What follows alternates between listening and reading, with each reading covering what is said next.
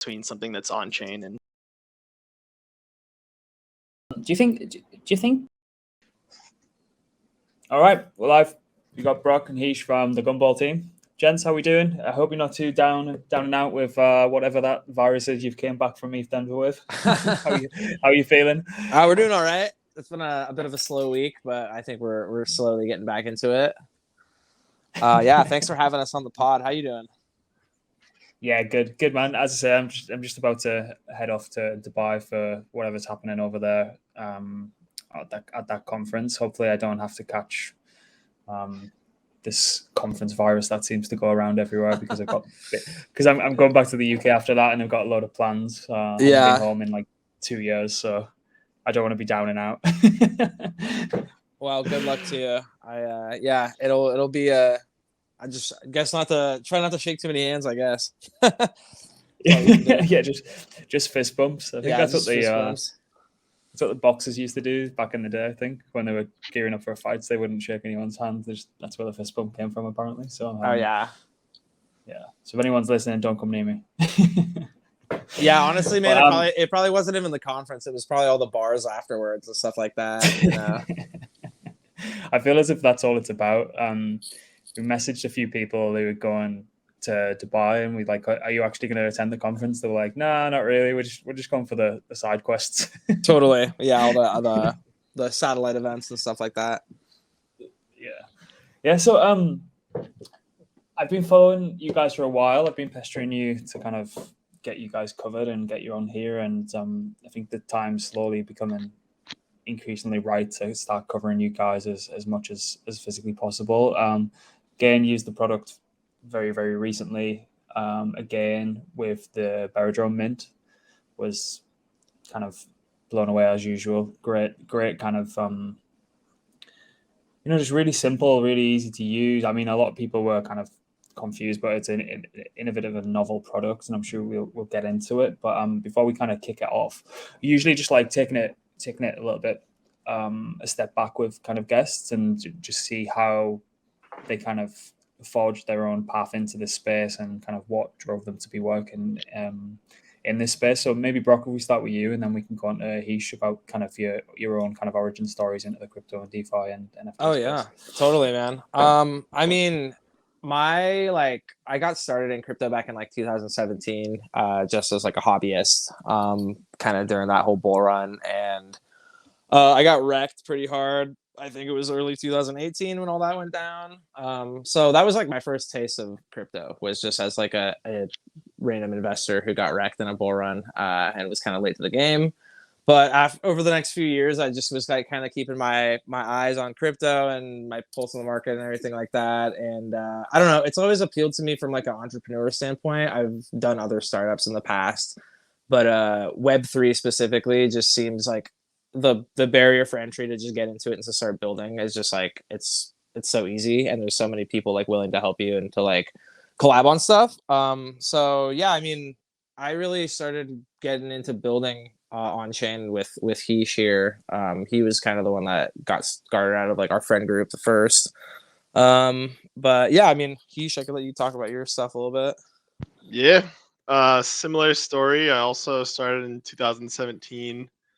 And then I kind of got bored because there was not like too much to do on chain, but I stuck with it. And then in 2019, 2020, I got super into DeFi, and really started digging in on the conceptual side. And then come 2020, I started learning Solidity, and yeah, I just started whipping out contracts. Yeah, man, so it's been that fresh. Yeah, 2020 is like pretty turn around the old Solidity thing.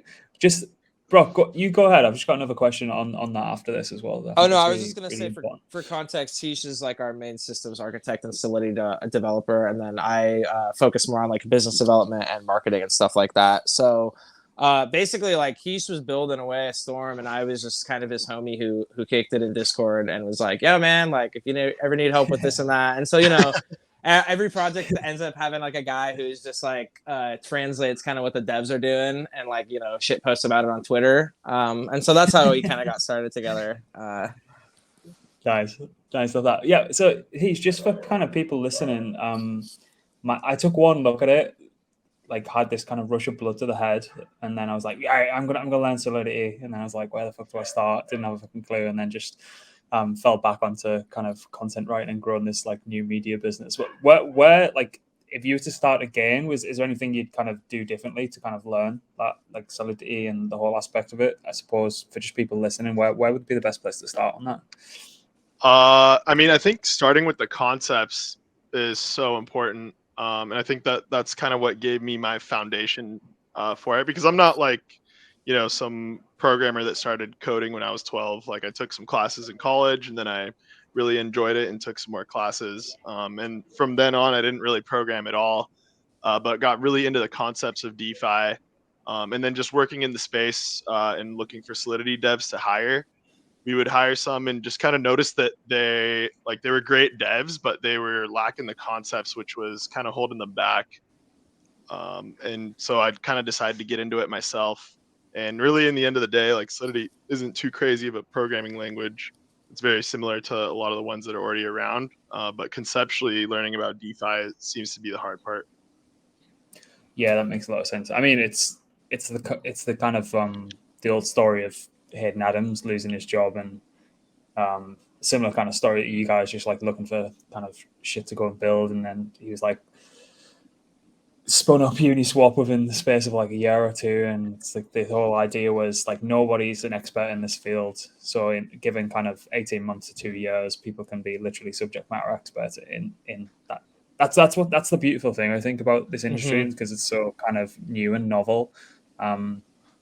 That was the whole idea around like why I started writing about it. I was like, I'm never going to get this opportunity to be at the forefront and start commentating on a industry that is in such its infancy, where nobody's truly an expert yet. So you can kind of carve out your own kind of expertise and niche, I suppose. So it's yeah, I always find that kind of shit fascinating. As you said earlier, bro, it's like just being able to kind of be at the forefront of this whole industry and just kind of pick it up and run with it however you like. I think that's because the barrier to entry is so low. Totally. That's what's really, really, really appealing, isn't it? So, yeah, kudos. No, you hit the nail on the head. That's exactly it, man. Yeah. So, how the hell did Gumball come about, and what's the kind of origin story of itself there? Yeah, that's a great question, man. Sometimes I have to ask myself the same question.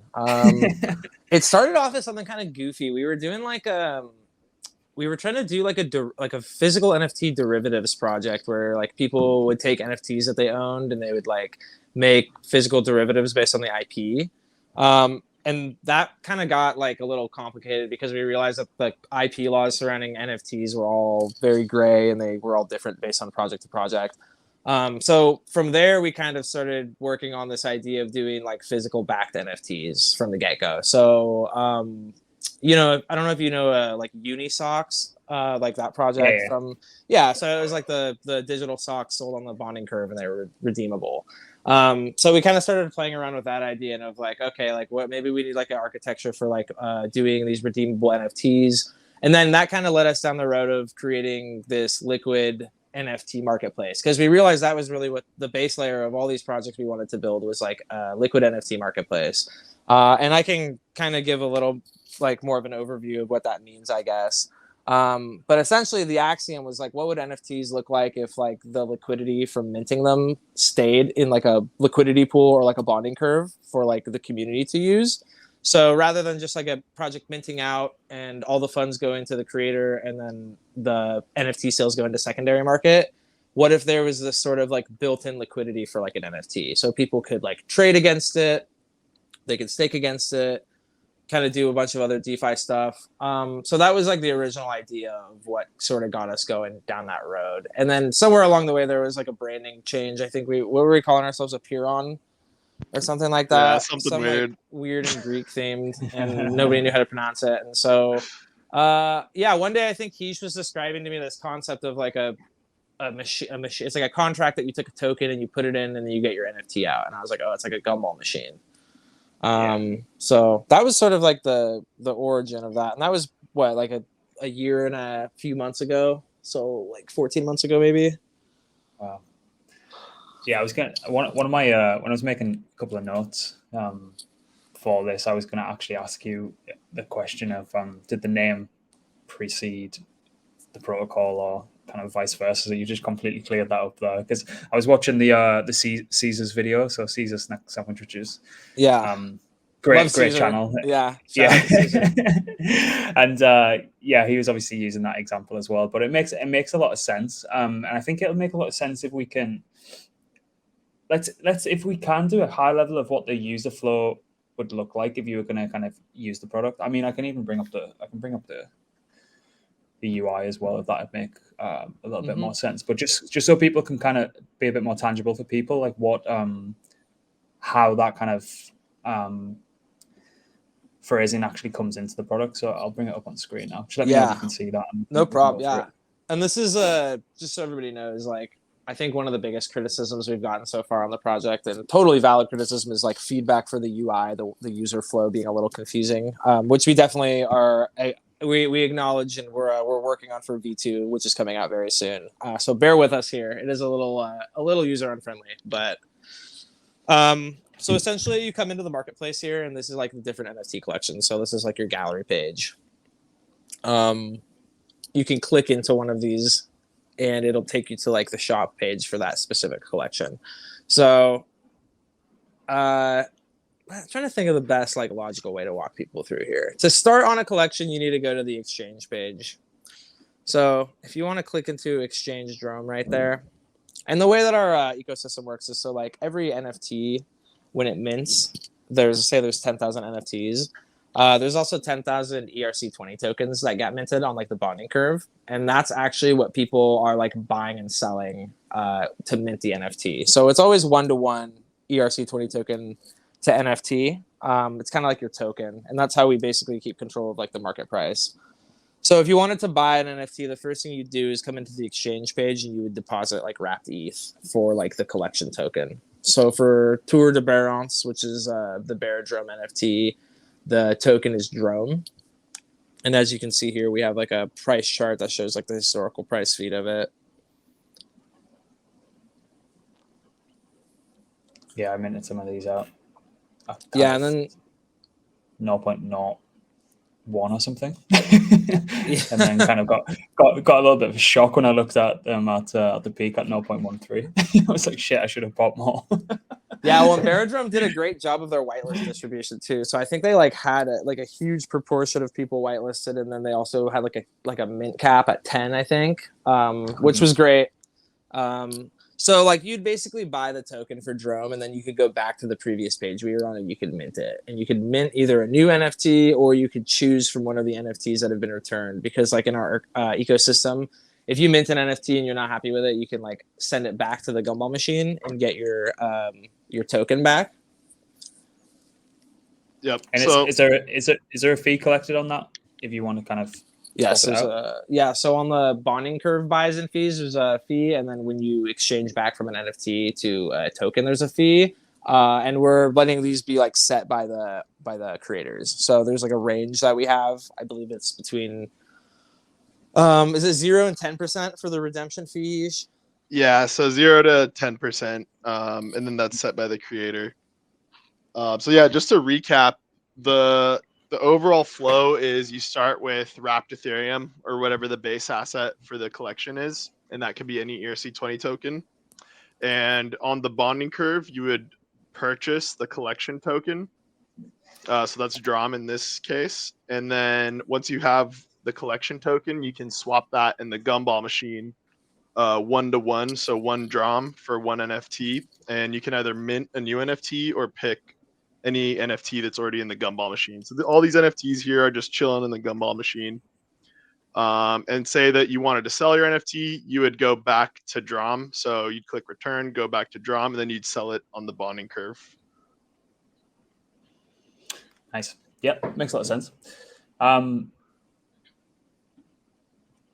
Right. So with the how did the Beradrome one come about then? Because obviously they're gonna, so high level, that's gonna effectively look like a solidly fork with a few extra bells and whistles on Beradrome. So what was the reason for those guys kind of approaching you, or you approaching them, and kind of deciding to mint early on Arbitrum? Is it kind of a That's a great question. You Well, originally, I think the plan was that they just were, they're big fans of the protocol, and they wanted to do like the bears on bikes on Bearchain eventually. So that plan has been like in the works for a long time.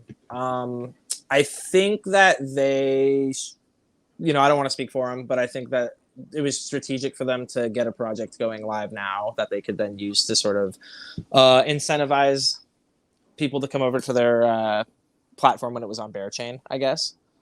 So, I mean, with crypto, things move so fast and the market's been so down. It's like, people are looking for things to do to, keep people engaged in the down market. So, yep. I also think it's like a good opportunity to sort of engage your community and grow your community, as well as establish an identity for your community. And I think they wanted to get a head start on that. Totally. Yeah, it makes a lot of sense. So what? Obviously, we touched on the kind of user flow there, but just for some people who are a little bit still in the dark and they might have seen other kind of NFTFi kind of products on the market, how are you guys distinguished from, like, I don't know, your likes of your pseudos of the world? I obviously know the difference. It's just kind of pointing out. No, it's a great question. Great question. Yeah. I'll say from my perspective, what I would say is that we are like a very upstream liquidity solution for NFTs. We're a liquidity base layer that things can be built upon. So essentially, we offer NFTs, basically liquidity solutions that become like built into them, and they don't involve incentivizing third-party or mercenary liquidity or anything like that. So the biggest thing for me is I think that our NFTs align they align incentives a little bit better for NFT holders, where holding the NFT, you become a liquidity provider for the collection. So I think that fundamentally is sort of the difference, and it's a subtle difference, but it's an important one, I think. Yeah, I think for me, like if you look at most NFT and marketplace relationships that people are used to, is you have these NFTs on the outside, and then you have like one marketplace where everyone goes to trade those NFTs. But in Gumball, the marketplace lives inside the NFT itself. So you don't actually need any external marketplace. You could just go straight through Etherscan, and if you want to exit your position with your NFT, you could do so. And really what we strive for is sort of achieving this system where you could take any digital asset that you've created and give it a market that has liquidity from every price point, from the floor of it to infinity, and always know that people can always trade it at any price point without having to put any upfront capital in. So essentially allowing you to have like a liquidity layer for your digital asset that you were to make. And right now we're just focusing on stuff that already is prevalent in our market, such as like profile pictures and art. But I think the use cases can really expand a lot further down. And maybe this sort of system can make more sense for those use cases as well. Yeah, that makes a lot of sense. Would it get to the point where, let's say, for example, I have a few kind of Beradrome NFTs, and I want to make a market with kind of USDC as opposed to like wrapped ETH? Is it completely permissionless in that sense that I could go and make that market on there? So the thing about Gumball is you can only make a market with a collection that hasn't launched yet. So in the case of Beradrome, we're able to sort of put those 10,000 NFTs into the bonding curve from the start of it. But if you already have an existing collection, like you can't really just take a bunch of NFTs and put them in a bonding curve without like a base asset like ETH or USDC. So it's actually not possible to go do something like that on Gumball. But if you were to say go over to SudoSwap, you could definitely pair, your 3 Beradrome NFTs with any base asset that you choose. Where I've kind of got my own opinions on this. Where do you think we're at in the whole life cycle of the whole financialization of NFTs? Do you think it's even had a glimmer of its day yet? Where your head's at on that? Yeah. I mean, go ahead, Brock. No, definitely you. I think it's still very early. Like we haven't seen like an NFT as liquid as say something like some major top 10 coin out there. And I think liquidity is really like what opens up the doors to new interesting things that you could do. Yeah, totally. I think we're still to see it. I don't know if NFTFi is going to be the same. I don't know. I don't know if the NFTFi rush is going to have the same sex appeal as other like booms did, but I think it's going to become like a really important thing long term because digital assets, especially unique digital assets, aren't going away anytime soon, and so people are like looking for solutions to incorporate liquidity into those. So I mean, I think it's going to be kind of a necessity, definitely going forward. Yeah, I mean, where do you guys stand on the whole Blur OpenSea thing? Like, do you think Blur is a better product? Obviously, OpenSea, it felt like they kind of got ahead and were kind of resting on their laurels a little bit and just thought no one else is going to, we've got such a great, massive moat here that no one else is going to kind of catch up to us. And then it's kind of the opposite side saying, like a lot of the NFT crowd are kind of saying that Blur is kind of net negative for the space. But I don't know if you've thought about that or had to have any opinions from your side. Yeah, Heesh, you go first if you want. Yeah, I mean, I use both of them. I think it's great to see that happening because it kind of shows that you need to continue innovating to kind of maintain your position on top. I think Blur did a really good job with like a very lively UI that just like updates right on the spot. Even when other people are using it, it updates for you. I think it really interesting going on between them. But I don't have a lot to say between like one or the other, but one thing I will say is that one of the criticisms I heard about Blur was they're like people were like, oh, their dashboard is like it looks like an exchange dashboard more so than trying to look like like an art marketplace, and it's like there's no focus on like the art or anything like that. But what I think is important to realize is that these like digital asset marketplaces are soon going to be catering towards a lot of different types of digital assets that aren't just art, and I think that we're going to see like a very large expansion of what NFT means to people and what is actually like what it actually is. And so yeah, I am interested to see how new marketplaces arise that sort of take a different approach to like what it means to be a digital asset marketplace, because art is obviously very fundamental in the space, but it's certainly not going to be the only use case for NFTs.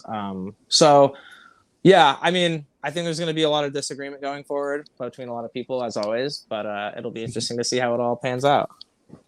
Yeah, what we've kind of touched upon it a little bit. Aside from kind of profile pictures and JPEGs and things like that, where is there any kind of use case for NFTs that you're excited about? I mean, obviously the Uni V3 positions are absolutely huge.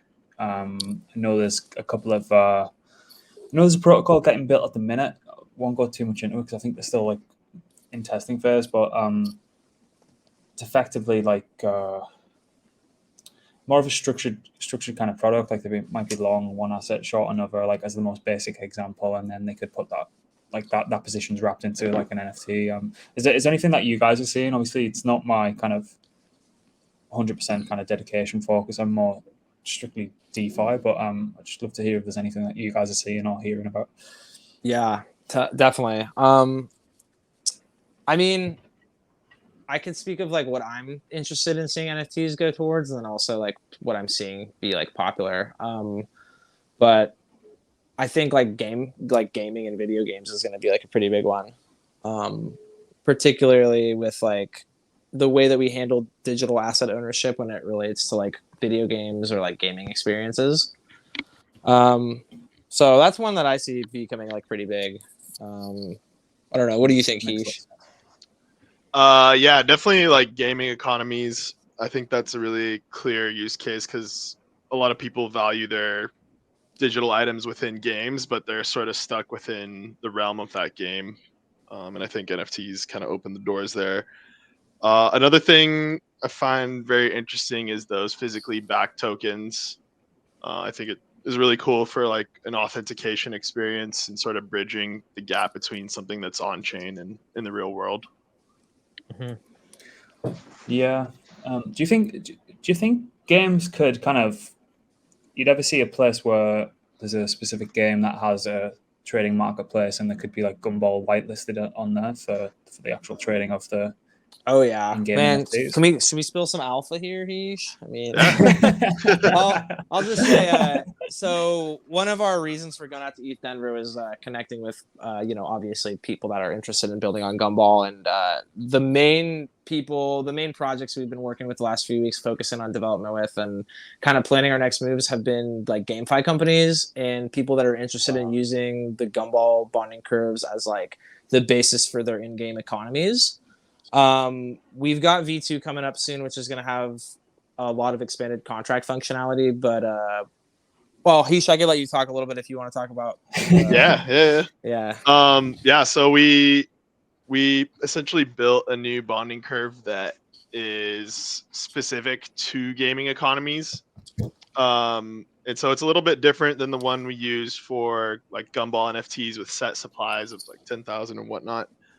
And it's, I guess, what I could say. Have you heard of the Grand Exchange from RuneScape? Yeah. So Monolith I think, from Trident keeps banging on about it. yeah. So I think this tech, this tech allows us to create something similar to that on chain and always liquid. And really excited to showcase that and see what people do with it. All right, I won't push you too much on that because I know I'm reading in between a few lines here, but yeah, no, it's great to bring that up. Totally. So what kind of stage are you guys at in kind of project life cycle, if that makes any sense? So if you guys just completely bootstrap this from the ground up, did you have taken any kind of capital? Like what's we're totally where are you at and where are you going? Self-funded up till this point. I think the project's we've been working on it for 14 months. We've been live for like a month and a half now. I would call what we have right now like beta, Gumball beta, like proof of concept, minimum viable product. Like we built through just a market that seemed to just keep getting worse and worse. And so at a certain point, we were just like, what are we waiting for here? Are we waiting for the bull run to come back, or are we just going to keep doing our thing? So, yeah, I mean, we're just building still. I mean, we've come out with our beta version. We've got V2 well underway. And then, as Heesh mentioned, we've got other contracts for kind of expanded functionality. Gaming and physical backed NFTs fashion are the two, like, I guess, forks in the road that we're sort of going down both of them right now. But yeah, I mean, that's where we're at. People keep asking us if we're like looking for funding, and I mean, we're open to it, but at this point, we're not holding our breath for anyone, especially with all the all the current news and current events going on. It's kind of just like, Yeah, I think we kind of released our beta version and kind of monitored how that operated and thought of ways to improve it. And we built our V2 contracts, which kind of took from those lessons. And now we're going to be going live with those. And then, as Brock mentioned, we're going to kind of go down some verticals, including the physically backed tokens and then the GameFi stuff as well. Yeah. I suppose the longer you guys can delay the need or ask for external capital as well, it just it benefits you guys in the long run. Just from that perspective, I think people raising on an idea in this market is a bit silly, and they wonder why they can't get funds over the line. I mean, like on the back end, what people won't notice from like us at Blockmates is if there are projects that are raising, we do try and help them out and plug them into like our network of people who are still allocating, and it's like they always seem to come to us when they realize that, well, they basically come to us to try and like sweep up their mess that they've created, like from like trying to raise on an idea that like the deck's terrible, the pitch is terrible, and stuff like that. And it's just like, oh god, it's like just go and build something. If you think this product's going to be like the next all singing, all dancing thing, like the deck says, and you keep telling everyone, just go, like, if you've got that much confidence in it, just go and build something, and then people will be crawling all over each other to give you money. Like, it just doesn't make any sense. Yeah, it's definitely a lot easier to pitch like a live product than it is like a, you know, a conceptual. Yeah. I think people like to play builder as well, and play like developer, and play like you know, like, just like to put that hat on and say they're going to go and do shit, and then like if you read all the books, it tells you to go and kind of raise money and shit like that. It's like, just go and get your hands dirty and then like figure it out later. Yeah, it's fake it till you make it, right? It's like pretend to be building until you've got the $500,000 check, and then you can start building. I guess that's like everyone in this space in some sort of way, you know, like no one really knows exactly what they're doing. We're just kind of yeah. I mean, even the VCs, I'm starting to wonder. I'm like, do you guys even have any money, or like what's going on? I literally posted on Saturday, I think. After, like, obviously it was a great weekend for crypto Twitter, to be honest. So if anyone's listening, this is like Monday the 13th after the USDC crash over the weekend. But I literally posted something of exactly what you just said. Is like, as soon as we can collectively admit that no one has a fucking clue what we're doing in this industry, like the rest of the world, we can just move on. Yeah, totally. Well, I've got a question about Arbitrum. So I think it's a pretty obvious decision why you kind of chose to kind of deploy over there. Do you think the whole NFT space will slowly start to kind of just blossom over there, or do you think like the L1 will be where the majority settles? Or it's because even 12 months ago it was like, yeah, we're going to build, like, even if it was a DeFi product, it's like, we're going to build an Ethereum, and now anyone is building on top of Arbitrum.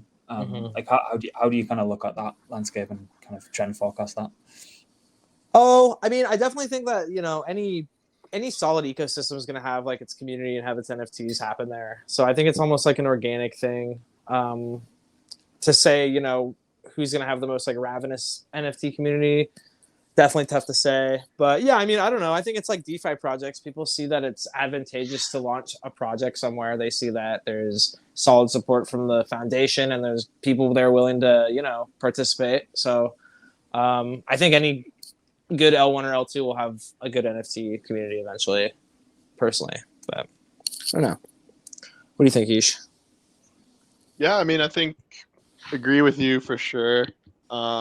It kind of does make sense for like some super high value NFTs to be on Ethereum for some weird reason. I'm not really sure why, but it just makes sense in my head. But yeah, I think, you know, as Arbitrum grows, it'll definitely see a lot more adoption in the NFT space. Magic is kind of leading the way right now. And yeah, I just hope to see it grow. I suppose with I know the Arbitrum BD side are definitely angling for it to be, well, I suppose everyone is at this point, like angling for it to be like the kind of chain for GameFi and things like that. So I suppose that helps a lot. A lot of games looking to build over there. I don't know where the Treeverse guys are building, actually. I need to kind of have a look at that. But like, even like, as you said, Magic, Trident, which I'm a kind of early stage investor in as well, so I'm kind of rooting for them to do well. But I think if GameFi happens over there, I think you guys will be best placed. Yeah, I mean, also, man, one thing I'll say too is that I think NFT communities in a way are like, they can be a little bit more, like, it doesn't even really matter what chain sometimes. Like, you'll have an NFT community from one project or one ecosystem launch on another one, and they can bring like their community with them. So, I mean, I don't know. In a way, I almost feel like NFT communities have the ability to be like more nomadic and to have like less like chain loyalty, I guess, than somebody that's, you know, depending on a huge TVL or something. Yeah, right. Tell that to D-Gods. Yeah, your mileage may vary for sure. Yeah, as long as we're not going over to Tezos, like the eco-friendly chain or whatever they would position themselves as. Oh man, I know there was like a big shitstorm on crypto Twitter about Doodles going over to Flow or something like that for their Doodles 2 or something like that. So that's kind of what got me thinking about it. Is I was like, you know, I don't think Doodles is going to have any problems bringing people over to Flow to mint, but you know, I wouldn't think of flow when I think of like PFP NFTs right off the bat, you know? Yeah, I can't imagine like Instagram's gonna have like flow NFT and integration. And when you've got like the behemoths of Polygon out BDing like absolutely everyone, but that looks like it's put them in a bit of a precarious position, like laying off staff. It's like just pay a shit ton of Matic out to people like Mercedes and like all these crazy people, and then like let's sack a lot of staff. Strange decision, but like it's like that dodgeball. Let's see if it plays out. Yeah. So what we've touched upon it a little bit, but just kind of recap, what should people like be on the lookout in the kind of near term that you guys are excited about? If there's anything we haven't touched upon there that you could kind of allude to there. Yeah, I mean, super close upcoming in our next release. We have a new way to mint from the bonding curve. So you participated in the Drum mint, right? Yep. Okay. Yeah, so it's been a little interesting to watch because anyone that's on the allow list still, they, depending on when you buy, you get a better price than others if you're buying before them. So we came up with this fair mint pool where everyone would get the same price for the NFT that's on the allow list. So I'm excited to see that happen. I think it could be like better distribution for the collections. I think some of the collections had kind of a poor distribution just because of the no allow list in some cases. And then the other thing that I'm really excited for is we have on-chain affiliate links, completely permissionless for the collection. So if you refer someone to the Gumball website, you'll be receiving 10% of their swap fees. Okay, nice.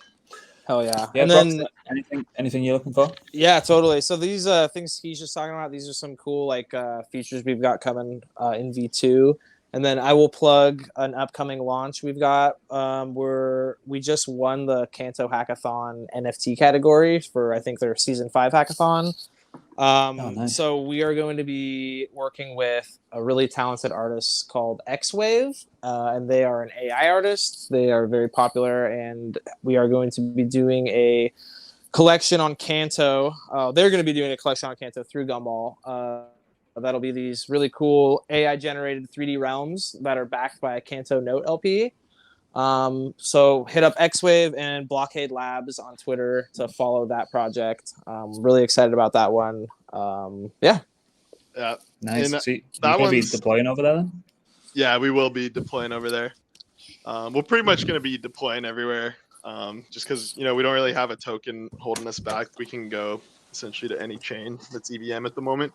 But just to go back to that NFT backed by Kanto Note, that is going to be something new for us and special because the Kanto Note LP is earning Kanto from a farm at like, I don't know what the APR is right now, like 200% APR. So essentially we'll have an NFT that is earning you Kanto. And I think that could be the first maybe in this space. Mm-hmm. Yeah, it's a good proof of concept for some of our like NFTs backed by other yield-bearing assets. So you get your real yield off the bonding curve from swap fees, and then you're also farming Kanto on the back end. Should be a good time. So I suppose with you guys deploying over there as well. I can't remember what the acronym is for it, but any kind of contracts over there that get like large amount of traction and large amount of usage, I suppose from a revenue and protocol perspective, you guys get like a share of the gas fee on that, if I'm not mistaken. Yeah, I think that's a super cool feature. I hope I see more chains doing it, but we'll see how it goes. Yeah. All right, sick. So, where's best for people to find you at the minute? Is it, do you want them funneling in a Discord or Twitter, or where do you want people to be? If you follow us on Twitter at Gumball Protocol, that's got the links to all of our stuff. Definitely join our Discord. You'll get like first sneak peeks at stuff and early announcements on projects dropping and stuff like that. All right, nice. Well, all those links, I'll make sure our editor gets them dropped in the description. But gents, I'm sure it won't be the last time we have this conversation. But yeah, man, thanks so much for having us on. Sorry I think COVID's gotten in our way twice now, so I'm glad we finally got to hop on a convo.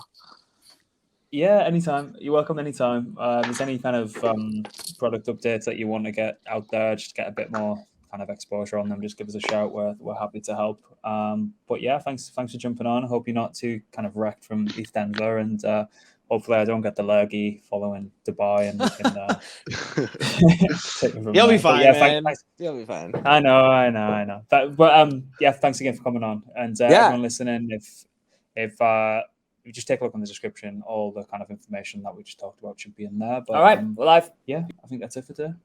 Awesome. Cool, man. Thanks so Thank much, you for having guys. us. To get out there anytime, guys. Anytime. Right, take it easy, everyone. Speak soon.